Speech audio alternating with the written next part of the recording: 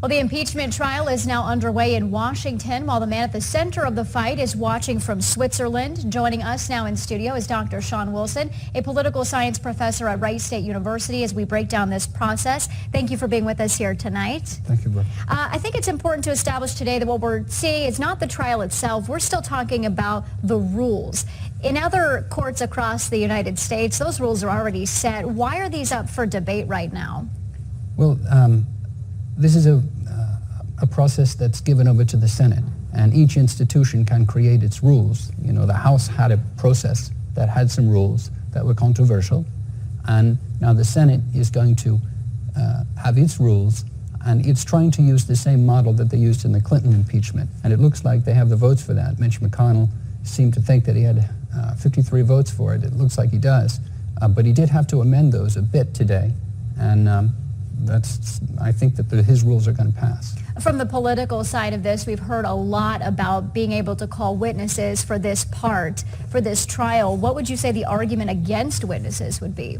The argument against witnesses is actually pretty simple. The argument is this. Richard Nixon was impeached in his second term, even though what he did bad things during the election.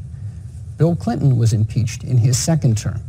And the reason why impeachments come in the second term usually is because you have a special counsel that investigates, and they go into court and litigate executive privilege, and they get to the bottom of that, and they get all the evidence there, and then send it over to the House. This impeachment is being done as an election year event, and it's really, impeachment is not supposed to be in the election. In the past, it comes after the election. And so the argument would be, is that, look, you all aren't doing this the right way, and you really should have done this the way that we've conventionally done it in the past. Well, both parties have already said a lot about the impeachment of the president. How do you expect the senators will perform as a jury? They've released some rules today, things like no cell phones and paying attention. I don't actually speak of the senators as actually being a jury. I mean, it's more of a political process.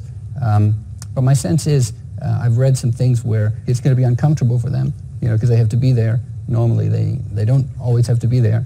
And I think that they're going to find it inconvenient. The senators generally are a little stuffy to begin with, and I think that they'll have to sit through this inconvenience, and then they'll be glad when it's over. Lastly, is this a foregone conclusion, and how do you think this will be viewed in history as we move forward? Oh, I think that's very clear. As a political scientist, it's pretty clear to me. I see typology. There's type A impeachment and type B. Type B impeachment doesn't involve serious criminality, doesn't involve a special prosecutor, and has a different kind of procedure, and has partisan voting. And that's what you're seeing. If students ask me, what does this show us? It shows us a different type of impeachment. All right. Dr. Sean Wilson from Wright State University, we appreciate your insight. Thank you so much. Thank you. Mark? All right. Thank you.